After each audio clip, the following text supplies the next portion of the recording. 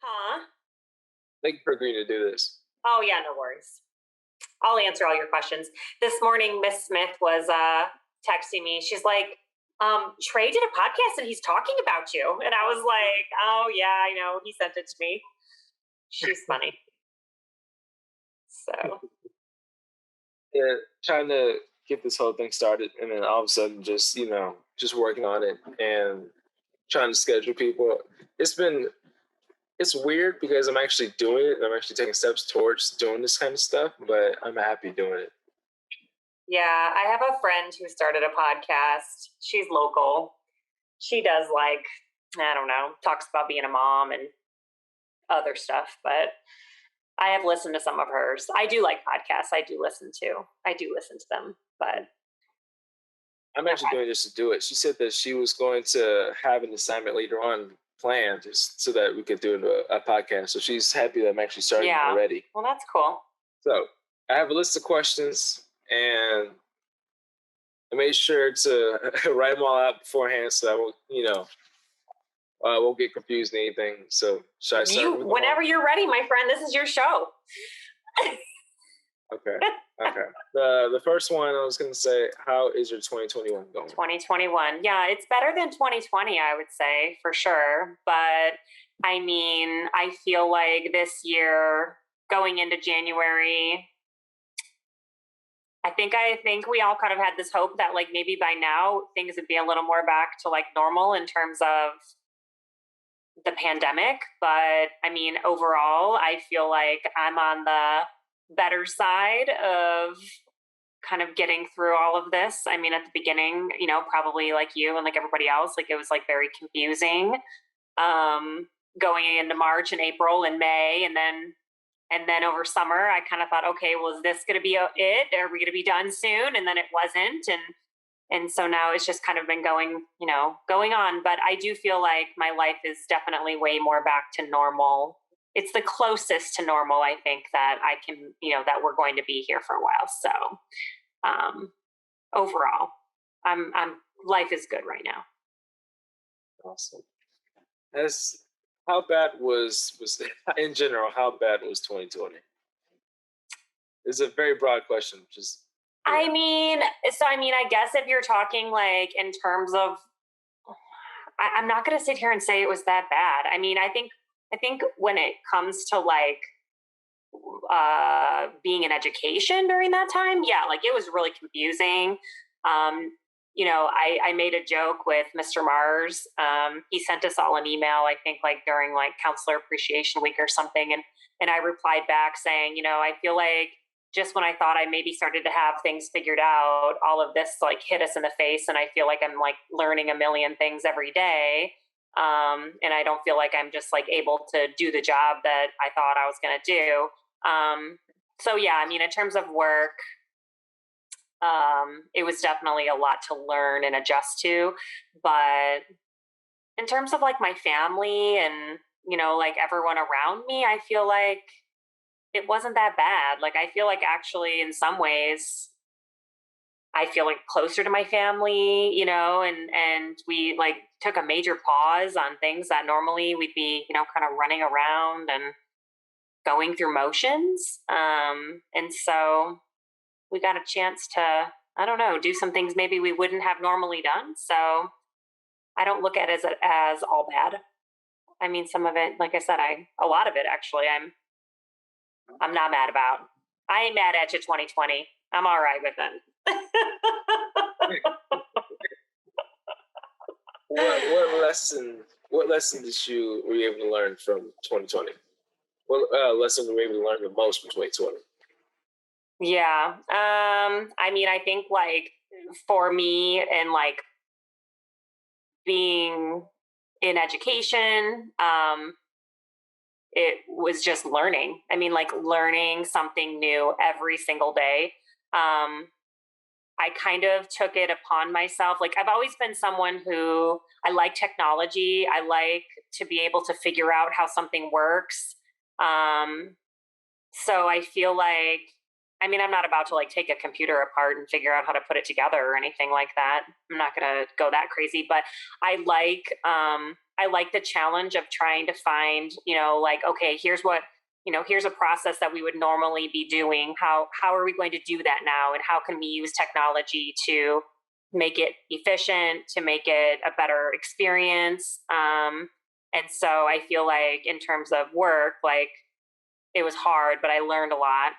I learned a lot about how to do the job that I'm supposed to do, but having to find like a new way to do it. So, but like still being me, like it's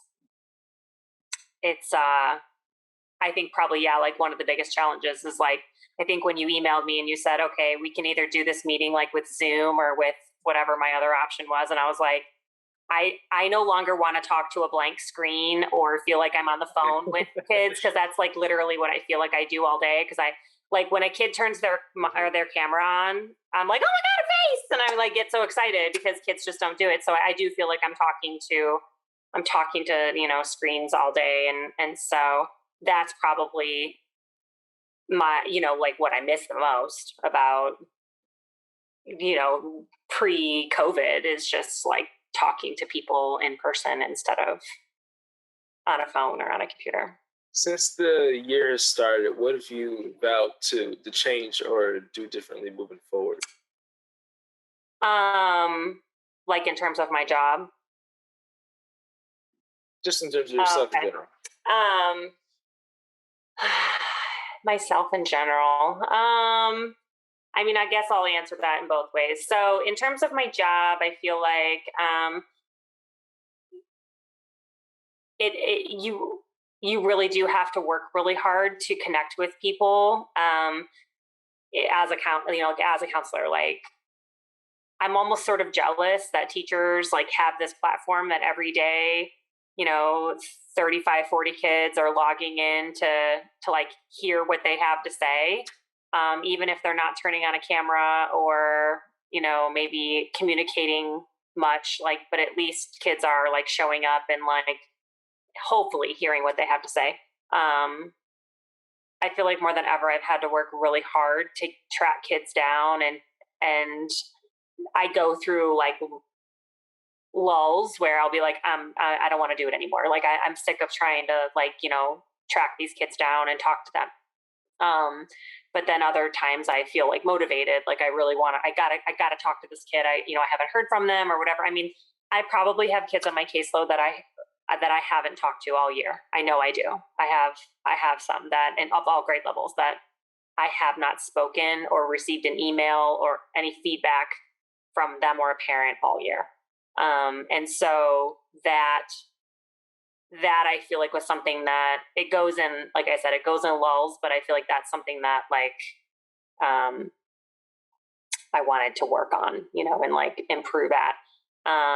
In terms of like my personal life,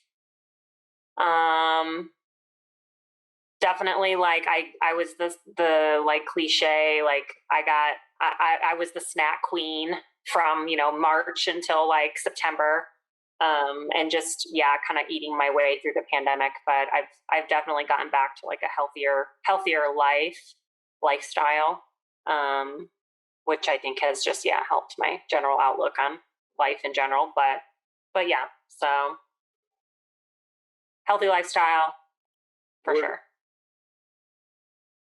What have you done to cope and deal with quarantine over these past several months? I mean, I think I've had to like let go of certain things, like in my own home. Like my house is a mess now, and I would normally like not be okay with that, but I've just kind of had to let it go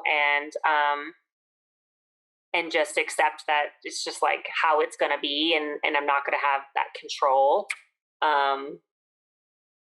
And kind of the same thing with work too. Like I was mentioning, feeling like at the beginning, I was like at the beginning of the school year this year, when I feel like, we were in real survival mode last year from March until May. And like, we were like literally just like doing things to like get things done. But then going into this school year, I feel like, we knew we were going to be in it for the long haul. And I was so like, I wanted these things to happen. I wanted them to be done certain ways. And then I just had to kind of like back up and say, okay, like, we're just going to do the best that we can do every day and not try to be so, I'm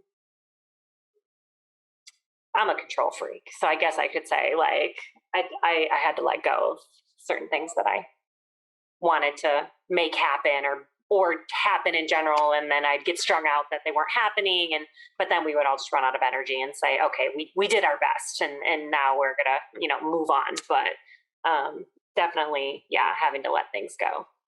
Has COVID-19 forced you to see anything in a different light or perspective since then? I don't know if I think that being an educator during this time, I mean, prior to this, like, we always knew that like everybody has a story.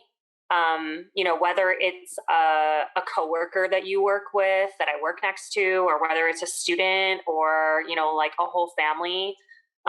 You always know that like everyone has a story, but more than ever, I feel like it's truer now more than ever. Like, I feel like everybody has something going on that is affecting them in some way, whether that's good or bad. Whether it's working for them or working against them, everybody has a story. And so that's just been kind of this theme throughout our whole school year, I feel like, is, between our administration and the teachers and the counselors and just everyone on our campus, everybody's got something going on, and you have to always take that into consideration when you're trying to figure out, why are they being so successful, or why are they not being so successful. And so just having to always remind ourselves of that when we get frustrated by the beast of our school district, or processes and things that we have to do, and so just having to be mindful of that. Have you had to mentally recharge yourself sometimes within the past few months during quarantine? Yeah, I mean, I feel very fortunate that I have a husband who, he really truly like took care of my kids, my own children, and during their school and all of that, I really didn't have to worry too much about it. And he's been also really good about, making sure that, yeah, like when I want my time, like I get my time, as long as, we plan and make it work. But I did at the beginning of the school year, I was like totally, even last spring when we first shut down, I would be on my email and doing work like all the time. And going into this school year, I was at the beginning just because it was really chaotic with like making sure everyone was getting settled. But then by about like October, I was like, okay, like I'm not answering emails after work anymore. I mean, I do sometimes, right? Like I'll look at them if it's something that's easy, but otherwise, like I have gotten a lot better about separating it. And I kind of had to, because it became this point like in November when we were told we couldn't go into the building when we did like the 2.0 kind of shutdown. I got forced to work at home, and I was working at home last spring because we all were or whatever. But then at the beginning of the year, like I went back to my office because that's like where I work, and I didn't want to be working in my house. And so then when we kind of got forced into that again, I really had to remind myself that like, this is my work time and I know I'm in my house, but then when it's not work time anymore, like I can't, I can't be answering emails and I can't be doing things, because I found I was like doing too much of that and like not ignoring my kids, but my own kids need my time, and having to separate that was hard just because physically it was the same place. So I'm sure students, and I'm sure you feel that same way, like if you're in your bedroom and that's where you do your school stuff and where you kind of have your hangout space, having to really define that to not confuse the two, so. Are you busier than ever in during this time of quarantine? No, I mean, I think it feels about the same. I don't think I would use the word busy, like physically busy. I feel like mentally I'm busy. And I think a lot of that comes down to up until a couple weeks ago, like I hadn't been in a same like space as my coworkers in a really long time. And so we had all been working from home and, we would have meetings. We would, try to at least meet once a week.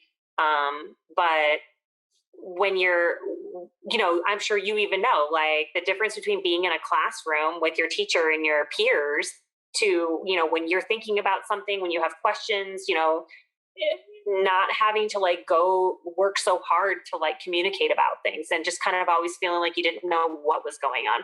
And I'm sure, you could say that about, maybe some of the bigger things that you were working on this year, either with like ROTC or cyber or something where like normally it'd be so easy to collaborate and make sure everybody was on the same page about something.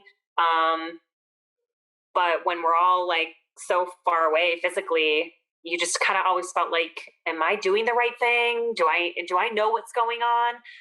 And probably the worry about that felt busy, right? Like I was always thinking about something because I didn't have that direct line of communication.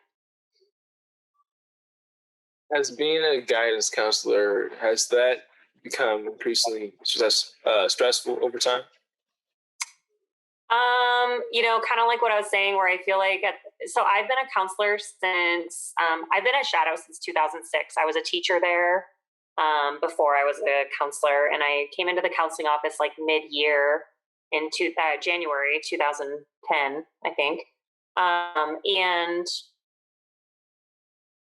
it's, I guess the difficulty part is more like at the beginning of a career, you kind of just don't know what you're doing and you're kind of trying to figure it all out. And that's like difficult, right? But then, like I was saying, like over time, you think, okay, this is going to get easier because I'm going to get like better at it, which I do think there are things that I'm much better at now than I used to be.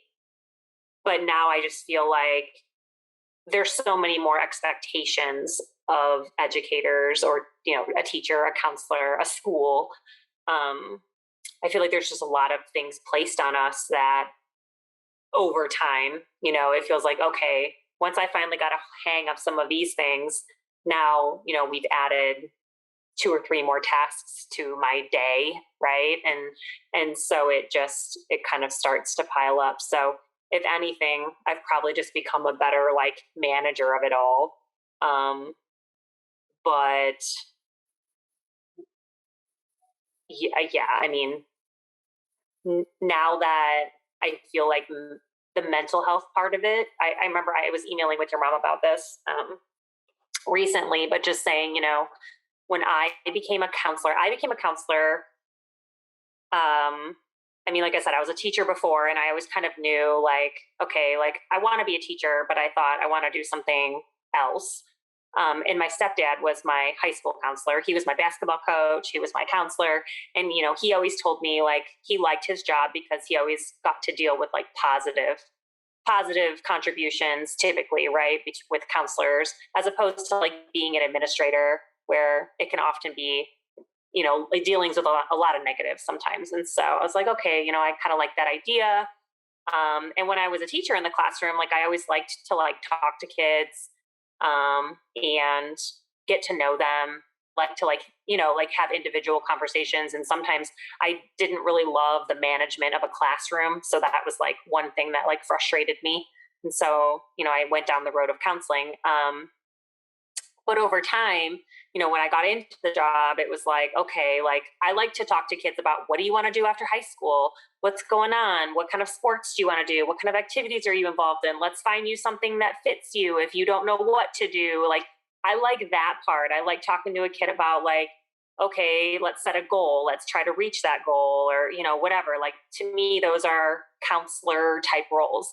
And the mental health part of it was always such a small part 10 years ago. It just wasn't as big of a role. And now I feel like that has become this big thing that then becomes our job, even though I'm not a therapist. I don't have training as a therapist. And so it's just kind of like having to learn how to, like, either I have to adapt and be okay with that, or this isn't the right job for me anymore, and having come to that realization that I am going to adapt and I am going to do, what this role is now of a counselor, and have to learn certain things, and know what my limits are as well. So just having to, kind of know, okay, I can do this part of it, but when a kid is in like this kind of position, like I cannot handle that. That's not something that I am capable of helping with, and having to, say that and deal with it accordingly. So, yeah. How long did you originally think that the pandemic was going to last? I I remember I got my hair done on that Thursday and I went to the store and I bought like junk food and like a bunch of stuff, like frozen foods. I was like rolling down the aisles, getting my stuff. And I'm like, oh, this will be fun for like 2 weeks. Like, we're all going to go home and like, I don't know, like do whatever. Um, so yeah, I mean, I think in my head, I thought, I believed him, man. 2 weeks to flatten the curve or whatever the whole like phrase was at the beginning. Like, I had no clue. And I remember one night because like I was watching the news and I was reading all these things and I like called my husband. He was at work and I was like in a full blown panic reading like this really long article about how they said, how long it would really last, which this article was like accurate, right? Like they're saying like this could go for years. And I'm like, they're saying this could go on for years. And I'm like crying, like I'm just like, he's like, you got to stop reading all that stuff. And I'm like, I probably do, but it's like, there was just so much information to take in. And yeah, so I mean, I definitely had no clue. No clue. Even in May, like as kids were emailing me in May, asking me all these questions about this, like this school year that we're currently in, I was like, enjoy your summer. We'll talk about it. I see you in September. Like, I mean, just no clue whatsoever, right? Like, I was like, I would have bet you money if you would have tried to bet me money to say that. Like, I thought for sure we would be back in the building in September. Like, I never would have thought it would have been this long. So clearly I didn't take enough science classes and I don't understand enough of that at all. So, oh well, though. Oh well. So, what do you think teens are worrying about the most when it comes to the quarantine? When it comes to quarantine, I think a lot of them think, well, I think there's some different categories here. Kids that I talk to who are very much out of touch with their friends, so I think there's a lot of kids that I talk to that school was their place where they saw people that were like their friends, right? But they were more like acquaintances. And so they didn't really know that until this happened, because all of a sudden they don't have, people to talk to. And so interesting to see my kids who are very much like their parents are, they've got them on lockdown. They're not really doing a whole lot. I think that they're worried about finding friends again and kind of like re-entering, the social parts of life that they haven't had. Because school kind of gave them enough of that and they never really went out of their way to have like close friends.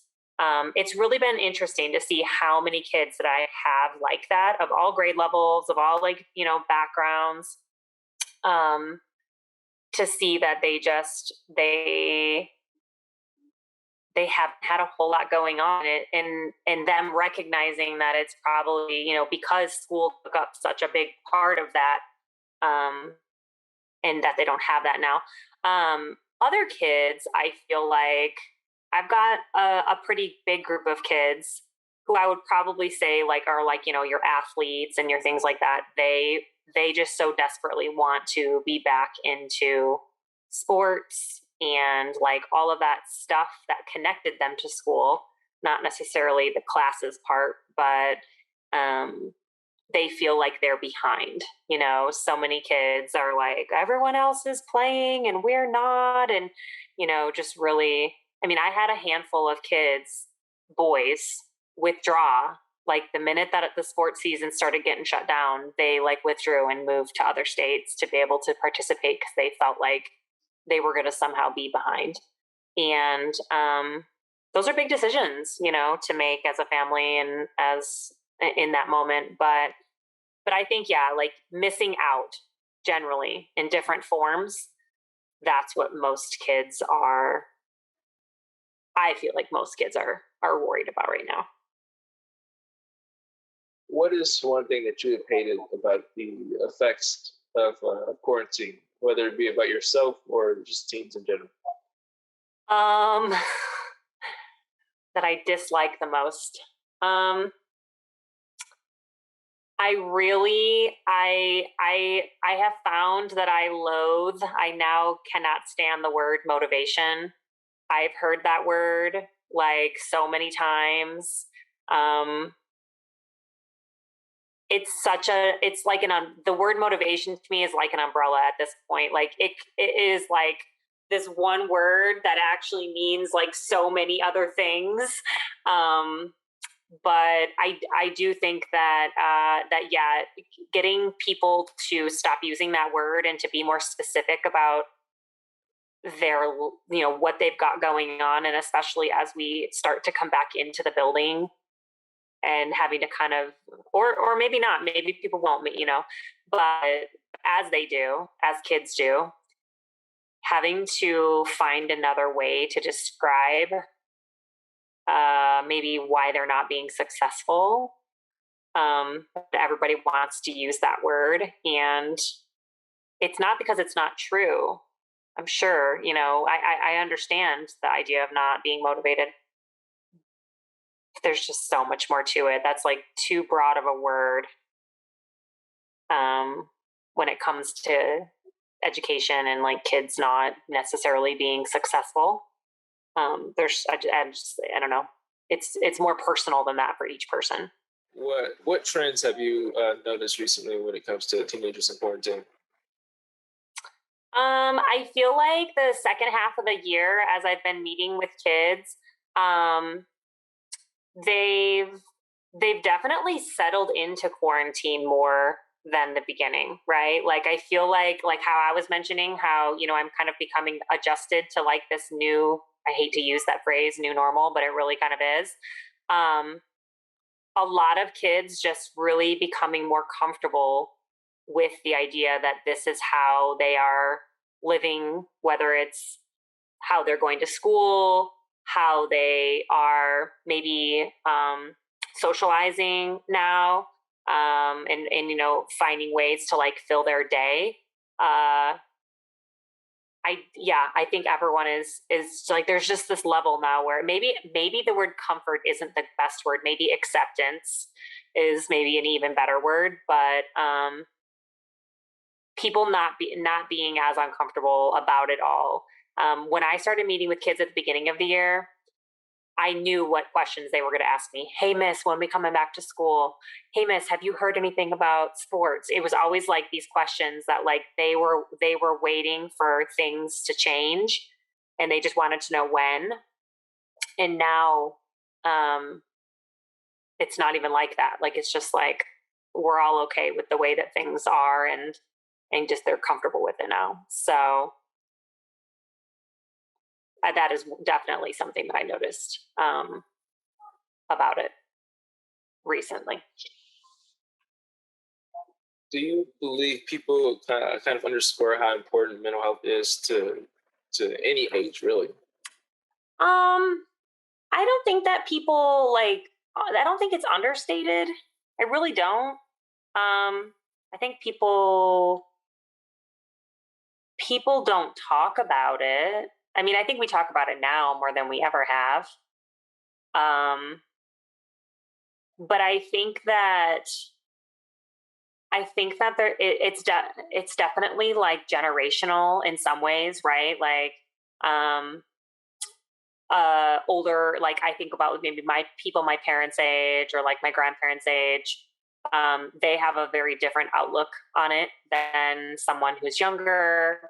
Have you had periods yourself where your mental health was kind of kept getting worse and worse? Um,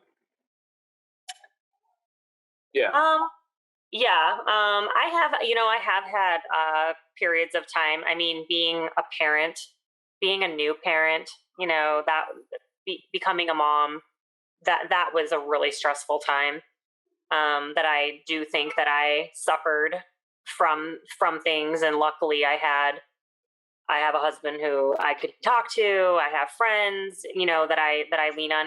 And naturally, like, I'm a talker. So even though I might feel a certain way, I always know, like, I can find, if I talk about it enough, that, I kind of work through it. Or I tend to be very, like, I don't want to use the word goal oriented, but like, I'm task oriented. So like, I remember kind of having like that postpartum, after having a child, like having to figure out how to get my way out of it, and routine tasks, certain things that I'm like, okay, I know these things make me feel better. I need to make sure I'm doing them. And so that was really important. Um, I would definitely say, yeah, like I don't really remember struggling too much with mental health as a teenager. I was a fairly happy teenager, but as an adult, yeah, between having kids and going through that crazy period of life, um, my husband's a police officer. He was involved in a shooting in 2017 that was very difficult on me, probably harder on me than on him. Um, and so definitely went through some things at that point. Um, but I feel like I said, like I recognize it in myself, and I know when I'm either down or stressed. Um, I got no problem crying. I cry when I need to cry, talk to whoever I need to talk to. And then, like I said, like if I feel like there's like a certain things that I need to get back to or that I need to do, I tend to do those things. But then, yeah, life will kind of go on, and then you find yourself in that slump again. And so it's just kind of having to remind yourself about what works for you to keep yourself, I don't know. Like I always ask kids, like when they're sad or when they got something going on, like one of the initial questions that we're supposed to ask students, like, is like on a scale of 1 to 10, how are you feeling? Like 1 is like, I'm the worst. 10 is I'm the best. You have like a scale. And kids will give me a number, and then I'll say like, well, what do you normally run at? Like, cause I feel like, some kids will say like, well, I'm a 3, but like normally I'm like a 5. So it's really not that far off from how I normally feel, and some people, they normally run at a 9. So when they're feeling like a 4, like that's pretty bad. And so it's drastic. So I usually kind of, yeah, can they say, okay, like normally I run at like an 8. So if I'm getting down to be like a 4, that's time for me to step back and think about what I've got going on. Is there anything that the school district can do to increase mental health coverage and help students feel more appreciated? Or do you think that our district has taken the necessary steps recently towards making students feel more inclusive when it comes to mental health? I mean, I think that we have all the right tools. And I think that we have all the right resources. Um, Probably the one thing we don't have is just enough support in terms of people. So, every year when we talk about like what can we do better, whether it's let's just take shadow for example. Like our goal constantly is we need more teachers, we need more adults, we need to have the ratio of students to adults, like to be less. So like my caseload of kids on my caseload, I have about 450 students that I'm in charge of. Like, that's ridiculous. So, if our school district could do anything, it would be, you know, have more adults on a campus, whether they're counselors, whether they're teachers, anybody, right, to get to know kids. And that's what we say every year. And no matter how much we try to do it, it's very difficult because paper's cheap. Humans are expensive on a campus. So, and to be staffed, I mean, we have 8 counselors at our school. We have over 100 and probably 130 teachers. And I know that for next year we're hiring more. We're getting more portables. I think as of next year we're going to have like 28 portables on our campus. I mean, in order to hire more people, we have to have more rooms. So it's like creating spaces, hiring more caring adults. That's ultimately what is going to improve our school district. I mean, probably every school district faces this. But I think like the American School Counselor Association, like their recommendation is 1 counselor for every 250 students. So to have, 1 counselor for every 450 students at our school, that's, it's just a recipe for not disaster, but like we're getting by every day trying to just do our best with whatever's in front of us. And I do feel like I get to know a good chunk of my kids because they're either kids that seek me out or that relationship at the beginning, like freshman year or whatever develops. But other kids, like it just doesn't because either they don't, maybe they don't connect with me or, for whatever reason, we just don't spend enough time together to get there. So yeah, that I guess if I had one thing that I wish could happen, it would be just more caring adults on a campus. What do you think the job or the goal for a high school guidance counselor should be for their students? What should they want to set out to accomplish every time they meet with a student? I mean, every time I meet with a kid, my goals are to make sure that I address like their academic needs. So whether we're talking about what they've got going on with current grades, whether we're talking about their transcript, whether we're, just like any of that stuff. Making sure we address that, making sure we talk about, what are your goals for life after high school and making sure that those classes that we're taking and those grades we're getting, like, are they lining up with that? And then, yeah, just like generally, are they feeling okay? I mean, those are the 3 main things that as a counselor, like those are my tasks. A student's academic performance, their career planning, needs, and then their social emotional needs. I mean, those are like the 3 categories of, I guess if I was doing check boxes as I was meeting with every kid, like those are the things that are going through my head, to make sure that I'm checking in with a kid. And then the hard part about that though is like some kids maybe that do need to talk about something but don't want to, it doesn't get addressed because I can't like force something out of a kid, so unless I've been notified that something specific is going on with a student and maybe that's why I'm talking to them,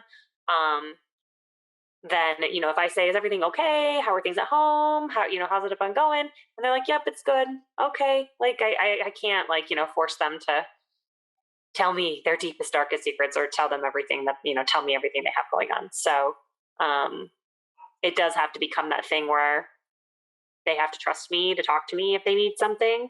And most of the time, like even if I have a kid that I know maybe the specific reason I'm seeing them is because they have something social, emotional, mental health going on. Maybe, sometimes I'll get an email from another student that says, hey, my friend, you're his counselor, or whatever. And so I'll talk to the kid and maybe that kid doesn't want to talk to me and that's okay. But my questions are always then like, who do you talk to? And do you have someone to talk to so that I know that you have a safe place to go to when you need help. And maybe it's a friend, maybe it's an uncle, maybe it's a cousin, maybe, it's a neighbor, whoever that might be. But yeah, typically those are the things that I'm looking to check in on a kid about. Do you think that people underscore also the value of having a high school guidance counselor to kind of help you um, as you're adjusting to anything in high school. I don't feel that way. I know that, there probably are schools or school districts that don't place a lot of value on what a counselor can offer. But I feel like in my experience that I've had, and I've only been at Shadow as a counselor, but I do feel like we're valued. When you work in a school as big as Shadow, you can't expect that you're going to know about every single thing that's going on and that you're going to have input about every single thing. Like that's just not going to happen. It's not realistic.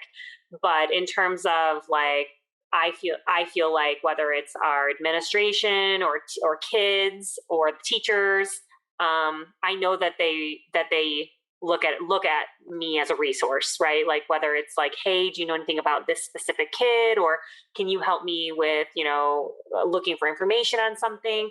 I do feel like people value what we have to offer.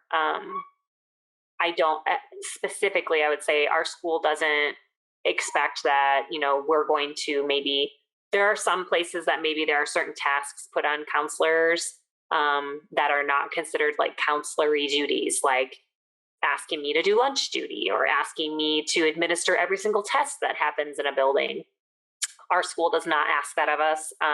We, of course, take part in it just as much as anyone else does, but not thinking that, those types of tasks are only for us to do, because we do have a role in making sure we're helping kids with all of those other big things. So being available to them and their families, and to teachers when they need resources as well. What expectations should a counselor have for their students um, whenever they meet them, whenever they first meet them? Expectations? Oh man. I don't know that I have any expectations, other than being able to have a conversation about yourself. So many kids sit with me, whether it was, in the past in person or now in a meeting on Google Meet, and have a really difficult time answering questions about themselves. So, for me to say, well, what do you like? What do you like to do? What are you interested in? You'd be amazed how many students cannot answer that question about themselves. So, coming into a meeting with your counselor, kind of knowing what, my poor husband, knowing what, knowing like having valid things to say, having pertinent things to say about yourself, having questions, because yeah, I mean, I sometimes joke, because really Google could replace me at any moment. Like anything that I'm going to tell you as a counselor, like you could literally go and Google and find out on your own.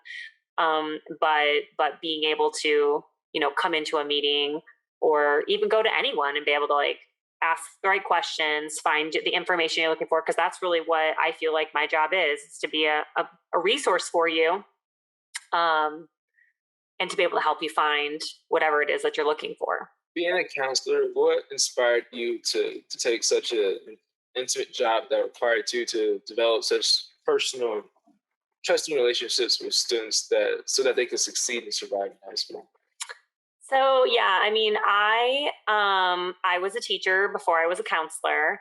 My stepdad was my guidance counselor. He was my basketball coach. My mom was a teacher. My aunt was my gym teacher. I mean, like my life has kind of been, filled with a lot of people who are like educators, coaches. And to be honest with you, I had a pretty positive like high school experience. I wasn't like a popular kid. I wasn't like overly successful or anything like that, but like my high school experience was a good one. And when I got to college, I'd already gone into college kind of thinking I wanted to go into education, but I wasn't 100% positive. But then it just kind of became that choice that I went with. And ultimately like that was kind of my goal. Like I wanted to be able to help kids have a high school experience that was a positive one. Um, and I feel like, I could draw from my own experiences to be able to help them navigate that. So, like I said, helping a kid, find the right class to take, helping them work through a problem with a teacher, having them figure out a club to be part of to make it a better experience, or, finding some kind of community opportunity that suits what they're looking for. I mean, I think that those kinds of things made my time in high school a good experience, and so helping kids see their way through that. Have you ever had to deal with criticism from parents and maybe even teachers? um I'm sure I have. Yes, I'm sure of it, right? Like, I can't think of anything off the cuff right, or like off the cuff right now, um but yeah, I mean, like I said, I deal with, I got 450 kids on my caseload, times their parents, times their teachers. I am not for everyone, and I know that. I'm not everyone's favorite. I don't think anybody hates me too bad, but yeah, I mean, whether it's maybe how I handle a situation with a student, or if I didn't inform parents of certain things that they felt like they should be informed of, or I mean, we maybe don't all do things the way that either we're supposed to, or the way that people think that we're supposed to. And whether I made choices to do something based on how I thought it should be handled, or I didn't even know what to do because I was new, or like, it just, I mean, it happens. But I've never had anything like super like traumatic or significant that like made me question, you know, whether I'm doing the right thing. Has there ever been a time where you worked with a student who was initially reluctant, but over time loosened up? Um, hmm. I have. I no, I definitely have. I had a student a few years ago. It's been more than a few years now, but she was a special needs student at our school. She was like a high functioning autism student of ours, and she was very emotional. This was like definitely, gosh, she's been gone now for probably 5 or 6 years, but I remember this was like the beginning of what I felt like was a change, where like all of a sudden my job was becoming more of like that role, right? And she would have a lot of outbursts in class. She would become very frustrated by her peers, by her inability to understand something in a class, even though she's very intelligent. And she would get sent down to my office. At the beginning, it was that she was upset in class and she would get sent down to talk to me, because where else was she going to go? She's in the middle of class, she's upset, And so at the beginning, it was like she was kind of forced to come talk to me, and she would sit there and she like wouldn't say anything. She was very quiet. And then that was her freshman year. She was with me at Shadow through her junior year. She did not finish her senior year with us, but by the time she was a junior, like, she would willingly, like on her own, come and talk to me during lunch, or like ask to leave class to talk to me. Um, she's one of the students that I still think about. Like, I wish I knew what happened to her, because she left before she graduated. So I never got to like see her through to the end. But she's one that comes to mind when I think of someone that, yeah, was like reluctant to talk to me at the beginning. Um, but yeah. Have you ever wanted to be a straight out therapist, considering how similar it is to being a guidance counselor nowadays? No, never, never. I never will, because I don't ever want to be a student myself, like, ever again. And I say that because it is just like being a student is really, really oriented to do all those things. I don't ever want to have to go back to school ever again. So, um, no.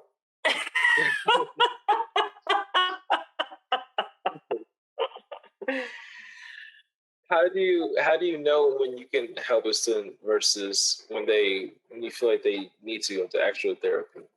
Has it ever gone to that point? Yeah, I mean, there are a lot of times where, like I usually gauge it on like the rule of three. So like if a student comes to see me and just they're having a bad day and they're chatting, um, I'm gonna, I'm gonna take the time. I'm gonna talk to them. I'll follow up with them, make sure things are good.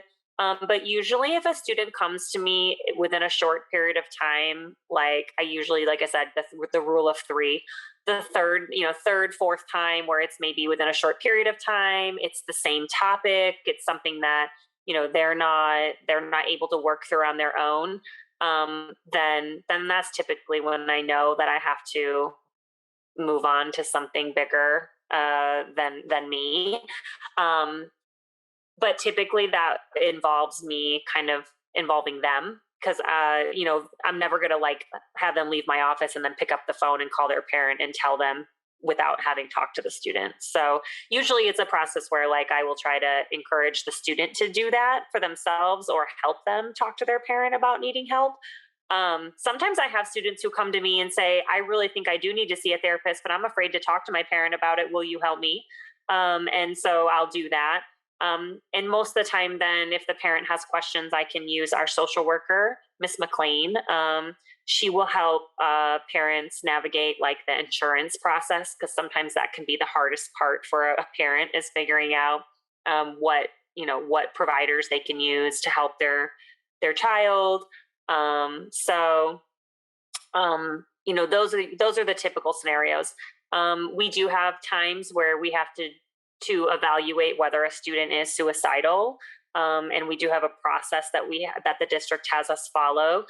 So typically in those cases, there is a process in which the parent does have to report back to us that they have, made an appointment or seen a provider.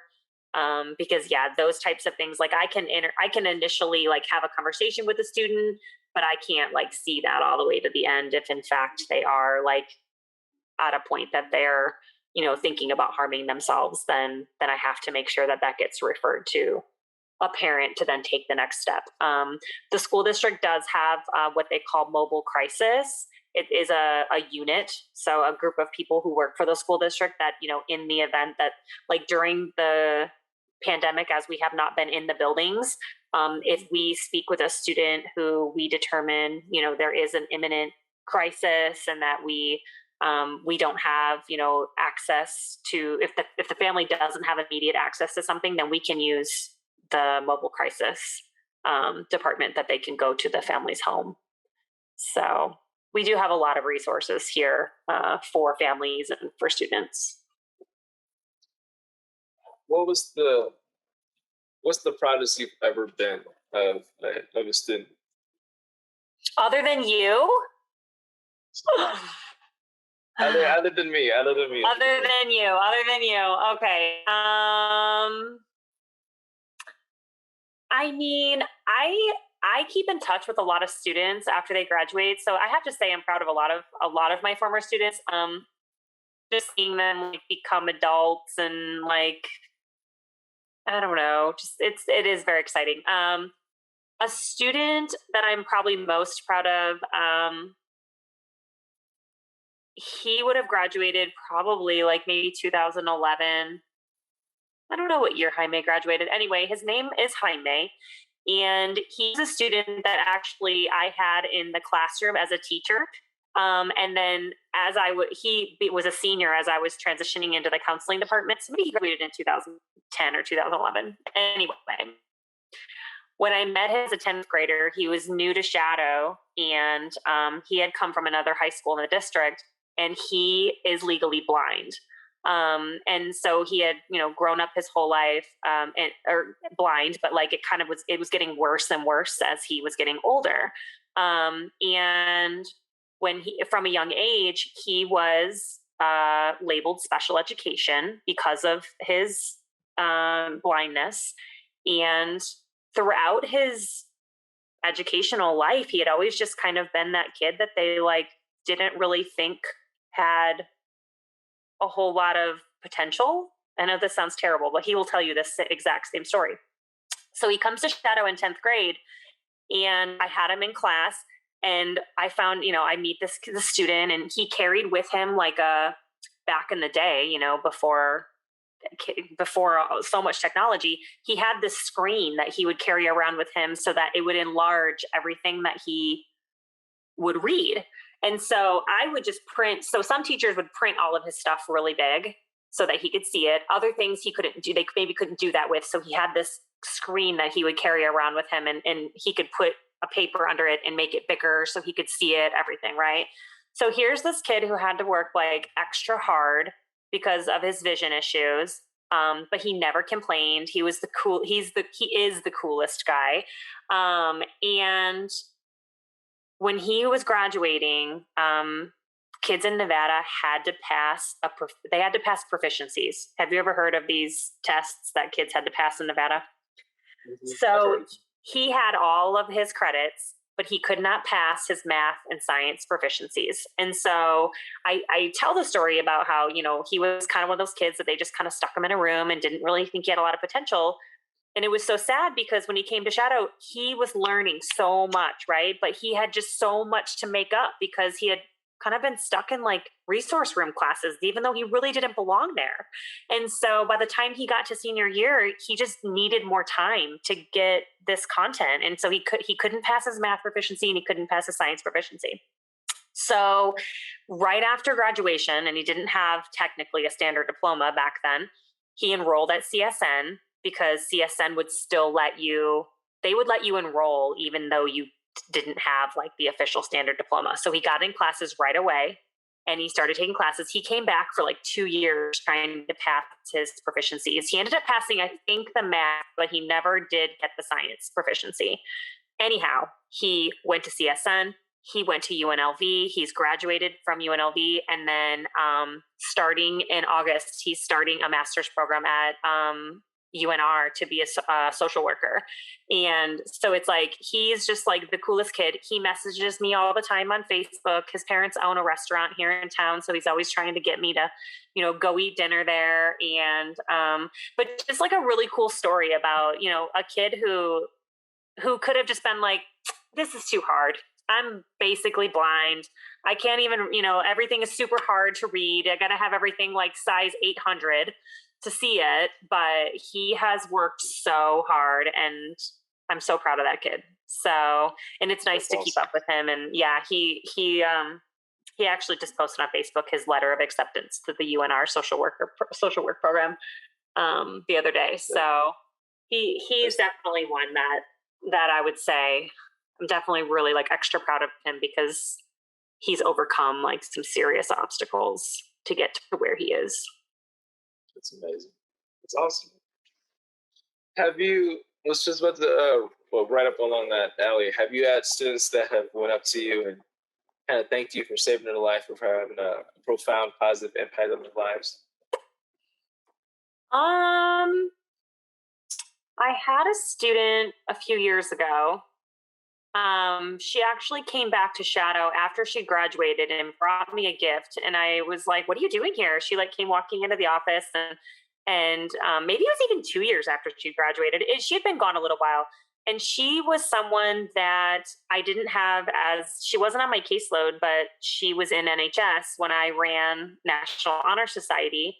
And she was one of the members. And she came in, she gave me this letter. I still have it. She gave me this little gift. It's on my wall. And she basically told me that like where she was at that point, which I think she had like finished like a medical program of some sort, was all because I had sent her this email about a volunteer program at Valley Health Systems. Pre-COVID, they used to do this thing where you could apply to be a student volunteer for the Valley Health System. And so she signed up because I had sent it to her and said, hey, you should sign up for this. And so she's like, because you sent that to me, like X, Y, and Z, here I am now. I think it was like 2 years later. Anyhow, like she's like, it's all because you sent me that email and blah, blah, blah, blah, blah. And I was like, okay, like I'm happy for you. Way to go. Like all I did was send you an email, but yeah, so she's super cool too. And I'm friends with her on social media. So actually I was messaging her the other day because I saw her post something that I was interested in, and she's like in the military and works here in the medical field, so she's really cool. But yeah, so I feel like stories like that are probably, there's probably more out there, but that's just one that I'm thinking of right now. What's the best thing about working with students for you? I mean, I guess I feel like it keeps me grounded in a way that I don't get. Well, I'm a pretty like I'm not a positive person, but I'm not a negative person. I pretty much I keep it right down the middle. I'm like pretty real, and I feel like having the job that I have allows me to do that because you are just always talking to people and and it either like sometimes I walk away from my days going, man, that was a rough day. I had, 3 conversations with 3 different kids, and here's all these things they have going on. And, it makes me sad, but it also makes me come home and appreciate, my family or my life or whatever. And I can have that. Or like I said, like a day when, hey, I get an email from a kid, like, hey, I had a girl emailing me, she was so excited she passed her CTE test for culinary, and she's like, I just wanted to email you and tell you I passed because her and I had been talking about it. And so it's just, you get like, you can have days where maybe it's down in the dumps, but other days that it's filled with, good messages from people. So it's better than doing, I don't know. I would never want to do a job where I didn't interact with people. I mean, some days I really don't want to people. I'd really like to avoid all people, um, but for the most part, that's I'm well suited for a job like that. Are you always happy and excited to write recommendations for any of your students? No.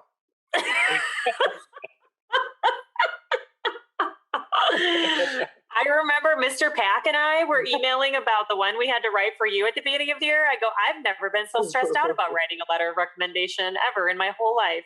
He's like, I know, this one's like big. I got to make this one good. I'm like, yeah, exactly. No, I honestly don't mind. Most of the time, kids that are asking me to write a letter are kids that I feel like I have something to say about. Once in a while, I do have a student who will ask me for a letter. And maybe I just don't know them that well. And so sometimes I have to, like ask them, like, I need to chat with you. I need to like know more about you because otherwise, like, I'm just give you like a really cut and dry letter, which is kind of useless. So, if I have to do that, I will. I don't copy and paste my letters.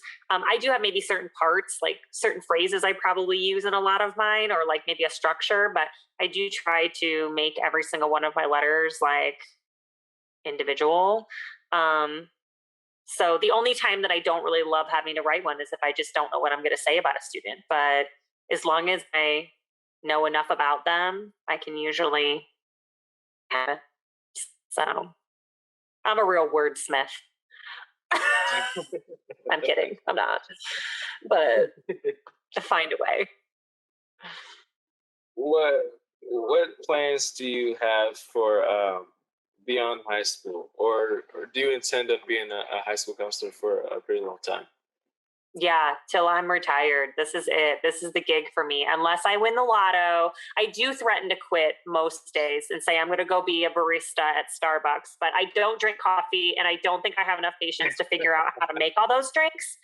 So my next career, I have 2 next careers. I'm either going to get into fitness, training and fitness. I figure that'll keep me motivated if I motivated to live a healthy lifestyle. If I go into that job, you're kind of forced to do that, right? Or my newest thing that I really want to do is I want to read audiobooks. I want to be an audiobook reader. Do you listen to audiobooks? I've I've mainly been listening. I've always loved reading books and just flat out books. But the whole podcast thing, I'm wondering if I should start listening to audiobooks more, because I'm always trying to listen to something. I'm always trying to digest information. So maybe Yeah. I start doing it. I found in the like I've always been a really avid reader, like my whole life. And after I had kids, I had a really hard time sitting down and reading because most of the time it would be at bedtime and I would fall asleep. So I couldn't like get through books. So for a lot of years, like I stopped reading and it really bummed me out because I love books. So like that, like probably like September time. No, it was probably more like December time. I got on the audiobook bandwagon. So now I can like clean my house, I can drive in the car because I normally would podcast. That's what I would normally do. Like if I run, if I, working out or whatever, I would do some podcasts. But then I just was like, Sure. okay, like I've listened to all the crime shows, I've listened to, like whatever. And so I decided to start doing audiobooks and getting them from the library. And I'm like, this is the gig, just to read books. I'm sure it's a lot harder than you think because, you got to sound good, but I want to do it. That's my next goal in life. Yeah, go for it. That'd be awesome. We'll see. That'd be great. So I don't know how I break into that. I gotta do my research still, but I don't know. So when you find out that I read a book, I'm not going to write a book. I'm going to read a book. It's going to be good. I'm going to do the voices and everything. Inflections. It's going to be good. I'm not doing accents though. I can't do accents, but I can read a book. Ask my kids. I read them every night before bed. So we'll see. But that's my goal. What are you most grateful for and proud of? Oh my gosh. I should have looked at these questions more that you sent me. What am I most grateful for? I don't know. I feel like I got the standard answer. I mean, I am very grateful for my family. If this past year has taught me anything, I'm very grateful for them. I, recognize that a lot of people aren't as fortunate to have like a structure and a household that is like happy and healthy and safe and all of that. So definitely I do feel very grateful for that. I also, I guess I could say, as much as sometimes my job becomes the thing I complain about, I'm grateful I have it. It does make me feel connected to a community. Especially like I said, at this time during this last year where I think a lot of people feel disconnected. And I do feel disconnected at times because I don't always see people in person, but the fact that, I still do have all these connections, whether it's with students, their families, my coworkers. I feel like, had something to connect with, as opposed to maybe people who are unemployed and didn't have that stability and things, that maybe they had before. I do feel grateful that I've had that. What would you like to better or improve about yourself, if anything?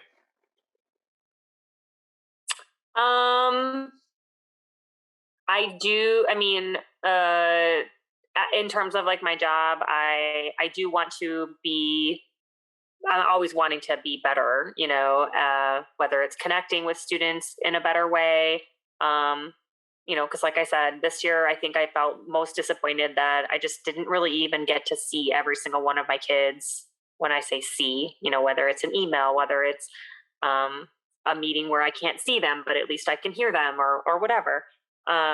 So not really knowing what next year will look like, having to really improve on whatever my process will be to connect with a kid that, a kid is difficult to connect with. So just trying to do that in a better way. Have you ever wanted to shift back into teaching, or are you completely happy with this? Sometimes I do kind of miss it. being a teacher is really hard. Um, so undervalued, and when I was a teacher, I really wasn't very good at it, to be completely honest with you. And if I were to go do it now, I would probably be way better at it. I mean, especially because of the experiences that I've had. I'm just older. I'm a parent myself now, so I feel like how I would maybe approach certain things would be so much different than the 20 something year old that I was when I, was doing it. I think if I did, I think I would rock like a freshman studies class, like where I could like, I don't know, just like get to know kids, try to prepare them for life or, whatever the case might be. I would probably be happier with that kind of teaching position as opposed to, you know, eh, I thought I was going to be an English teacher. I thought I was going to be I was an English teacher for like a hot minute and I was a Spanish teacher. I mean, it just, I think that I would be better suited to be able to blend the idea of being a counselor and a teacher together and maybe a class like that. Do you think that students should hedge their bets and legitimately reach for their stars instead of settling because they think they don't have what it takes? Um, Not really. I mean, I think that probably I would say, most kids, I don't really talk to a whole lot of kids who have like super unrealistic goals. Maybe, that kid who says, I'm going to be a professional basketball player when they're in ninth grade, like, okay, like, cool. Like, all right, let's talk about that. Or, let's have that written down, but let's also have, some other things that you like or whatever. Um, but for the most part, most kids, like especially by the time they're in 12th grade, um, their goal, like it isn't something that they can't achieve, like I said, I don't really have a whole lot of kids that tell me stuff that's like so off the cuff, like or like so out of this world that like it's not something that they can't reach. Maybe it'll be a student that might not get there the way that they thought that they think they can get there, like having to have a conversation with a kid that, is in 12th grade and they don't have a grade point average that is going to allow them to go to a university, having them have to take a different route, whether it's to start a degree college or to transfer, and then transfer or whatever the case might be. But I never really feel like I should tell a kid that they can't. I mean, truly, you can pretty much do even kids who have the grades. I mean, they can find their way there. So I never that. I have a cousin who was like not like she wasn't super studious. She was an athlete. She was an average student, probably a below average student, but I mean, she graduated from high school, like took her a couple years to finally start going to college. But like she's like gonna be she wants to be a doctor. I don't know if she's actually gonna finish it, but I mean it's like she's working towards it. I mean, that's like amazing, to have seen someone who said, here's what I want once she figured it out and like she goes for it. So no, I don't think I would ever tell someone that they can't. I would never want to be that person. So chances are whatever their goal is, maybe they won't, if they won't make it there, having that goal is what's going to lead them to whatever it is they do end up doing. So I say, you know, do your thing. Have you ever learned from a student who that made you that changed how you thought about something? From a student, Yes. um, yeah, I mean, I don't know. I don't know how to sometimes tell a story without feeling like I'm talking about someone. Um, Years ago, we had a student that was reported to us in the counseling office that he had said some things to a teacher, and so that teacher was letting us know. And the kid wasn't on my caseload, but I helped in the conversation just because it was like something where someone's feeling like they might harm themselves. We try to have two adults talking to them just to make sure we're kind of listening ears to people. Anyway, um, over the course of many hours between talking to the student, talking to his family, and even having our school police officer involved, out of nowhere, the student in my office told his parents that he was gay. And and it would start as he was down, he was confiding some things in his teacher to his teacher, but not that. But it ended up resulting in this child in my office telling his parents and that he was gay. And the way he said it, it was like pain coming out of his body, that I felt so bad for him, but also so proud of him, at the same time. And it was just probably one of the most profound experiences I've ever had as a counselor. And I guess so that was when he was in 10th grade. And when he was a senior, I overheard him. He was sitting outside the counseling office with a friend, and I heard him telling his friend about how he told his parents he was gay, and he was inferring in that office over there, and he was talking about my office. And the way he was talking about it was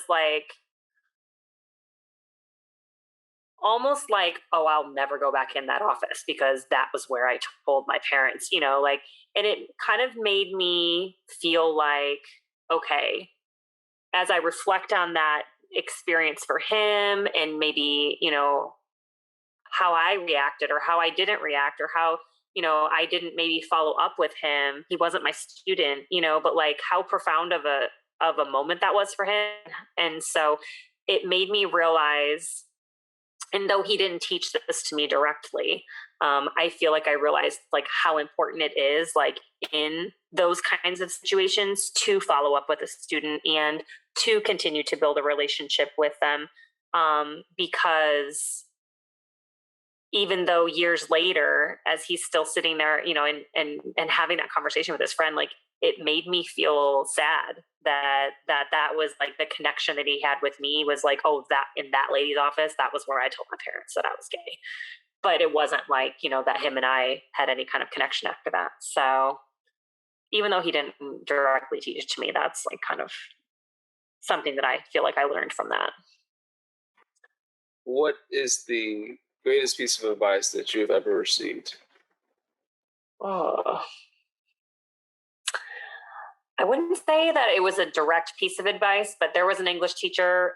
She left our school a couple years ago, but she was at Shadow for years, and she taught me, or she always on a daily basis reminded me that she treated her students like she would want someone to treat her own child.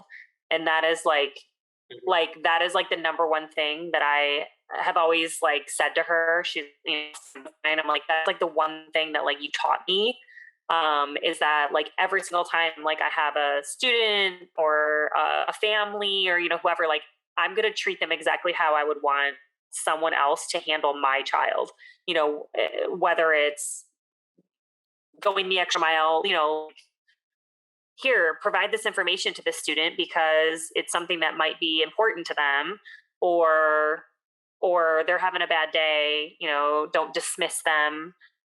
Giving kids a chance on something that maybe you think they don't deserve, it's outside of your rules or whatever, just kind of always keeping that in mind, I guess. What was the greatest piece of advice that you have ever given to someone? I don't think I have any great wise pieces of wisdom. I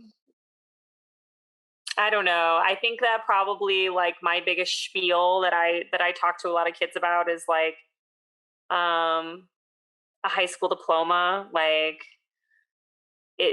what it represents. I always kind of I always tell a kid, nobody's ever going to look at your high school diploma and think, oh, Shakespeare if you have a high school diploma. Oh, you know what a noun and a verb is. Like, nobody, that's not what anybody's going to ever think of you having a high school diploma. Like, a high school diploma means that you can be taught something, that you can be given a task and you can complete it. Like, the idea of what a diploma represents, like, it's so much more than doing algebra. Like, it's just, it it has value beyond, yeah, like a list of items that someone might think that because you have a high school diploma. So because sometimes kids just can't make that connection about why do I come to school? Why am I doing this? This stinks. I don't want to do this. And trying to have them see that it's a bigger thing than that. What would you say to someone who is having an extremely hard time right now being alone at home? Oh my gosh, the end is near, right? I mean, there's that. We've survived this long. So, I think that I know I mentioned before, but I'm like I'm a task and goal person. So, you know, making a goal or creating a task for yourself that either brings you joy, gives you purpose, makes you accountable. I mean, starting somewhere with something like that, if you're feeling like, in a rut, or feeling like you want to make a change, whether it's I want to get more of my schoolwork done, whether it's I want to feel more productive at home, whether it's, anything. I mean, a task list, or having like a goal can solve so many things that stress you out. I don't know. Maybe certain people think making stress them out, but I think that, yeah, having a small goal to keep you moving forward all the time just keeps you moving forward and not feeling like you don't have anything to kind of not live for, but, to feel like you're moving towards. I know you said that you're like right in the middle between being a positive person and a negative person, but how do you keep up your positivity and spirits up after such an emotionally exhausting year that we've had? Um, well, I get up every morning and I take a big old scoop of pre-workout and I go work out. It's like the way I start my day every day.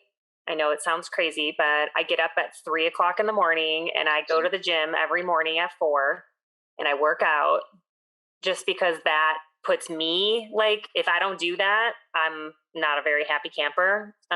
So that's just kind of like how I start my day. So for me, like, being physical and getting moving physically typically helps me.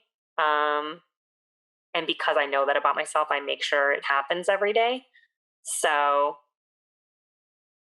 me personally, that's a big part. And it has been one of the biggest points of conversation I've had with so many students. So seeing how kids are not, even just the motions of, in the last year, students are not getting up, taking a shower, putting their earbuds on and walking to school, walking to the bus stop, whatever, driving in their car. Those like seemingly insignificant things have drastically changed the way that students, or teenagers right now, are operating. So like, that's one of the biggest topics of conversation I've been having with so many kids, is like, get up, set your alarm, throw your hoodie on, put your earbuds on, go for a walk around your neighborhood before your first class, just to simulate that feeling of like having some activity, but also just like getting up and going to school. So for me, that's how I stay positive. I have two questions left, and this is just it. So, Okay. just beforehand, I just want to thank you for Oh, doing you're all welcome. this and for being here. I really appreciate it. So, the second to last question: do you realize or think regularly about how much you have helped and supported students who were in dire need of help, including myself? I really don't think about it that much, I guess, to be honest with you. Like I said, as much as I complain about my job, like I like my job. I like what I do. So I don't necessarily feel like I'm uh, doing anything that I don't want to do, or that I guess it's just part of like who I am. Or I don't know. That sounds silly to say that. um, but no, I really truly, I guess I don't think about it that much, to be completely honest with you. So no.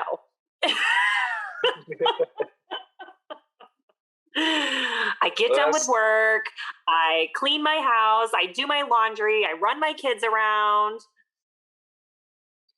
No, I don't think too much about it. last question. How does it feel knowing that you're an inspiration and a role model to myself and many others?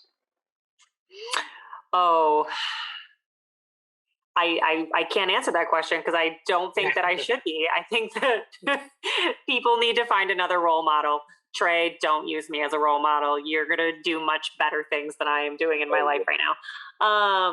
No, I mean, yeah, generally, like like I said, being in education, it has its moments to complain a couple times a day, but otherwise, like it is a rewarding job that I feel like it does keep me connected, and makes me feel like I just like have a better grasp on humanity than people who work in other fields.